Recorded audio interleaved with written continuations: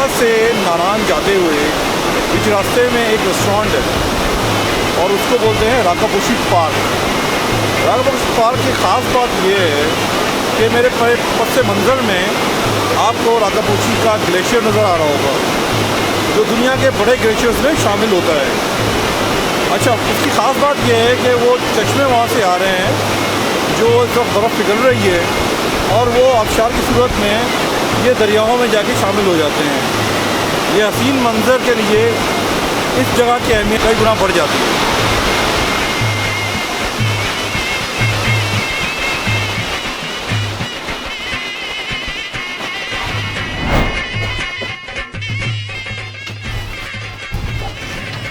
चप शोरो रोटी गिलगित बल्तिस्तान की एक ट्रेडिशनल रोटी है।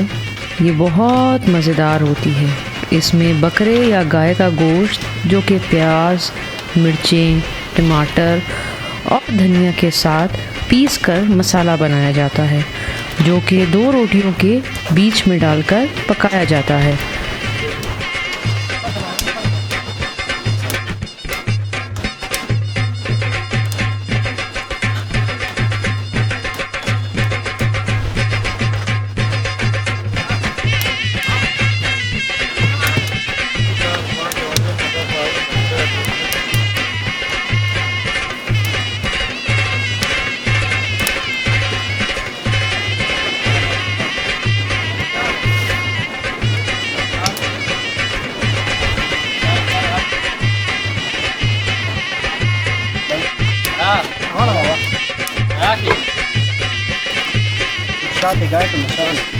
सर, इसको पहले हम वहाँ से गोश्त लाते हैं तो ये होता हमारा देसी गाय वगैरह का गोश्त होता है ये।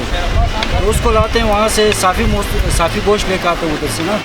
तो यहाँ ला के हाथ से हम उसको कीमा बनाते हैं। हाथ से मशीन से नहीं बनाते, हम उसको हाथ से कीमा बनाते हैं। और ये देसी हमारे अपने मसाले होते हैं, धनिया होता है, उसके साथ ज़ीरा होता है, देसी मिर्च होता है। उसको हम चक्की में पीसते हैं।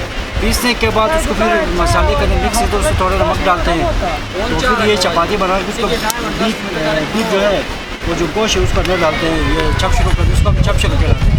तो ये कट जो होता है ये तवे के ऊपर पकता है। उसके बाद नीचे ये जो है वहाँ पर ग्रिल करते हैं, ना पकता फिर उसको वो लगाते तो ये तैयार हो जाता है। ये प्रेशर कुकर से ज़्यादा ये जल्दी पकाते हैं।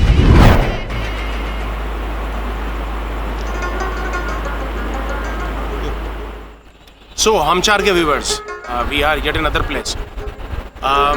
ये जगह आप देख रहे हैं, ये एक यादगार तामीर की गई है।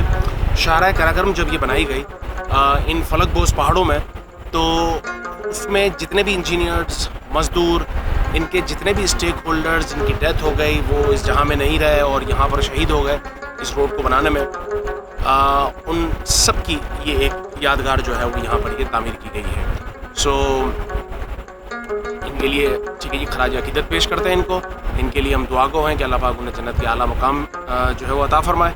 और क्योंकि इनकी कुर्बानी की बदौलत आज हम इस काबिल हुए हैं कि हम इन अच्छी जगहों के ऊपर विज़िट कर सकें, एक ट्रांसपोर्टेशन बन सके, एक मुल्क की इकनॉमी को फ़ायदा हो सका।